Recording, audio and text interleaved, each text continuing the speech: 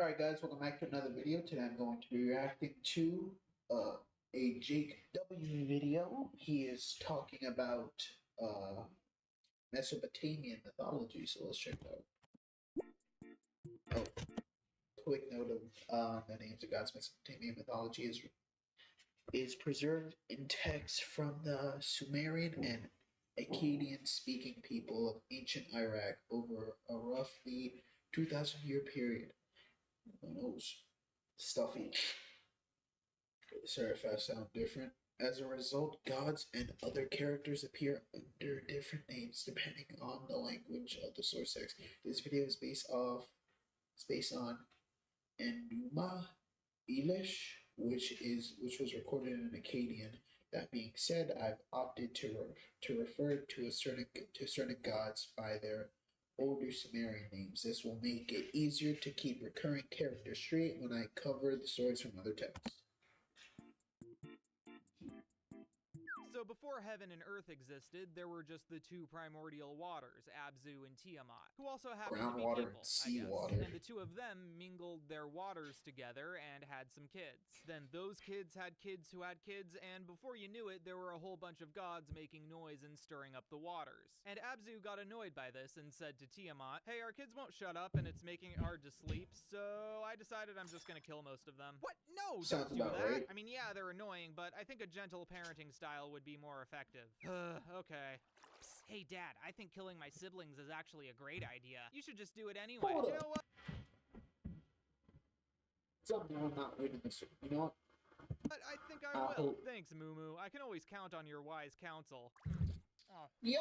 And the gods heard about Abzu's nefarious plan and fell into panic. All except the cunning Enki. He chanted a spell to stun Mumu and put Abzu to sleep. Then he killed Abzu, took his crown, and built a house on top of him. He settled down there with his wife, Damkina. And in time, they had a Gigachad son named Marduk. Enki's father On was super jazzed upon seeing his grandson's, quote, incomprehensibly wonderful members, and so he made 4 winds, which he gave to Marduk to play with. And Marduk let him rip, stirring up the waters of Tiamat even more than before. Then everyone so he just residing made within wind, Tiamat and said, then made "Hey, the remember water how higher." your husband wanted to kill most of the gods for being annoying? That might have actually been the right move."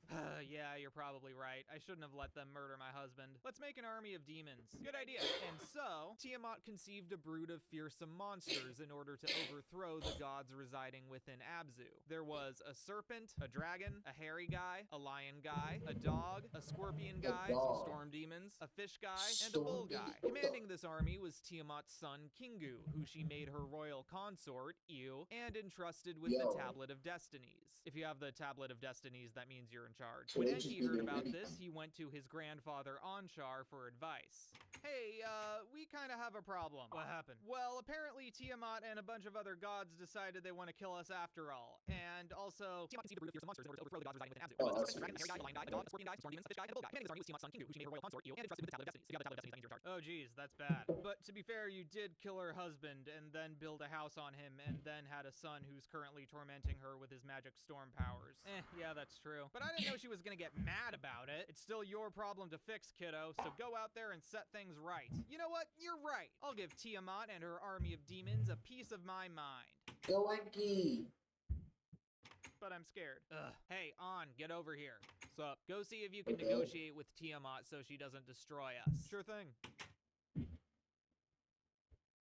I'm scared. Ugh. Hey, wait, why don't we just send my Gigachad son to fight Tiamat? You I mean, is call? he gonna be Hey, scared son, too? how would you feel about the prospect of single-handedly vanquishing He's a only demonic gonna be horde led by a traumatized and primordial scared. water goddess? Yeah, sounds doable. But in return, can you make me supreme ruler of the gods? Yeah, sure. Yeah, we can arrange that. So Anshar called his vizier Kaka, don't laugh, and Oh, told him yeah. to bring a He message actually to the probably- elder he's gods probably gonna do Lahu it. and Lahamu, saying, "Okay, so there's good news and bad news. First of all, Tiamat and a bunch of other gods decided they want to kill us after all, and also And Enki and An were both too scared to face her, but Marduk said, yeah, sounds doable, but in return, can you make me supreme ruler of the gods? And yeah, that's the situation. So then the gods all agreed to exalt Marduk as their king, and they threw a party for him. Then he armed himself for battle and set out against the demonic horde. After a brief exchange, you suck. No, you. No, you! Tiamat fell into a blind rage and challenged Marduk to single combat. He promptly caught her in his net, filled her with wind, then shot her with an arrow, and... Okay, wow, that went a lot quicker than I expected. After this, Marduk imprisoned Tiamat's demons and all the rebellious gods who'd allied with her, and took the Tablet of Destinies from Kingu. Then Marduk came up with the idea to make the world. So he butchered Tiamat's body and used half of it to create a firmament containing her waters above the earth. And he made this a heavenly sanctuary for the gods like Abzu below. And he filled it with all the celestial bodies to help keep track of time. With the second half of Tiamat's corpse, he made clouds and mountains and rivers down on Earth. And for himself, Marduk planned to create the city of Babylon, where he and the other gods would go to rest and be worshipped. Wait a second, there's nobody down here to worship us. So then he had Kingu executed, and Enki used his blood to create the first humans. What is our purpose? You work and offer sacrifices so we don't have to. Oh my god. That's the spirit. Marduk then allotted stations for the gods, with 300 residing in the heavens and another 300 down in the netherworld. Then they constructed Babylon, and each god made a shrine for themselves there, the greatest among them being Marduk's temple, where he finally sat enthroned before his divine assembly. Well, I guess everything's in order now. What to do next? Hey, I know. Why don't you all tell me how great I am for the next 15 minutes? Ah, geez. Looks like I ran out of time, so I can't cover Tablet 7. Wow, that's too bad. Sorry, Marduk. I really wanted to list all your 50 names, but I'm not gonna do that. Okay, bye. Hold on, wait, are there? Alright, I'm pretty much just gonna say this is probably the same, what's it called? Disclaimer, so I'm not gonna read it. I really hope his 50 names show up here, because I want to read them. So before humans existed, the Agigi gods had to do all the labor down on Earth for their rulers, the Anunnaki. But after somewhere between 40 and 3,600 years of digging rivers, they got fed up with the work. So they gathered outside the home of their boss, the god Enlil, to formally express their discontent. Enlil then called over An and Enki, and they came up with a plan to create some new workers to relieve the Agigi of their burdens.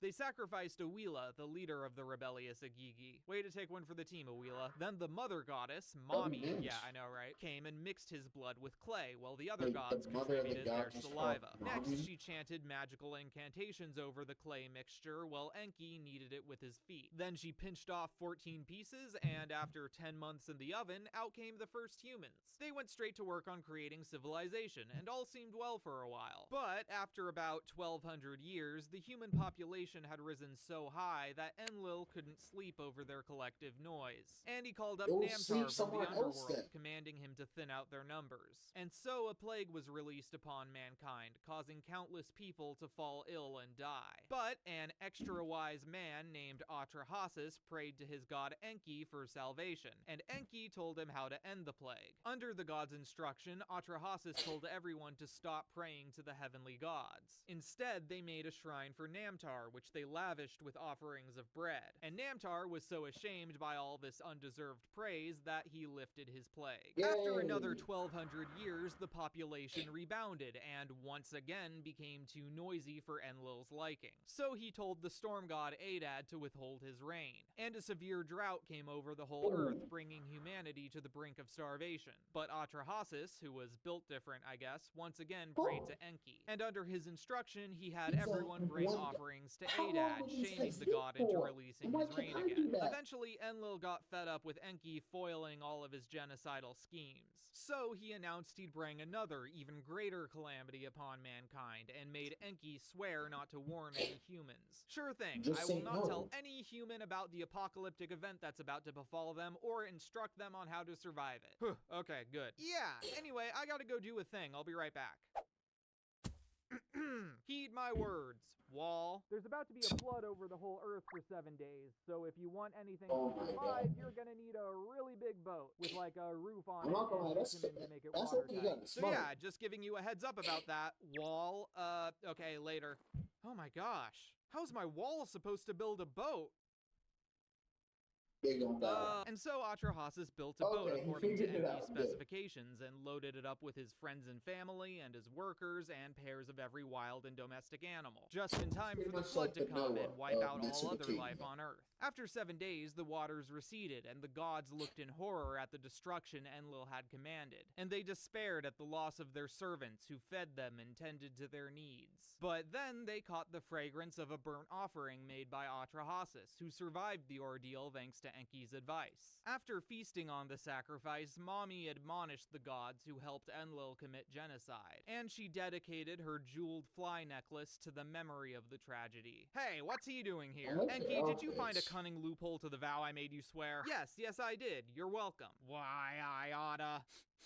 Hey, do you have any leftovers? I'm actually No. starving. So Enlil decided to allow mankind to propagate once again. But to keep the population in check going forward, the gods decided to put a limit on people's natural lifespans. And they made a portion of all women barren and instituted a class of chaste priestesses. Oh, they also created the baby-killing demon Peshitu for good measure. And everyone was cool with this solution, and things were great from then on.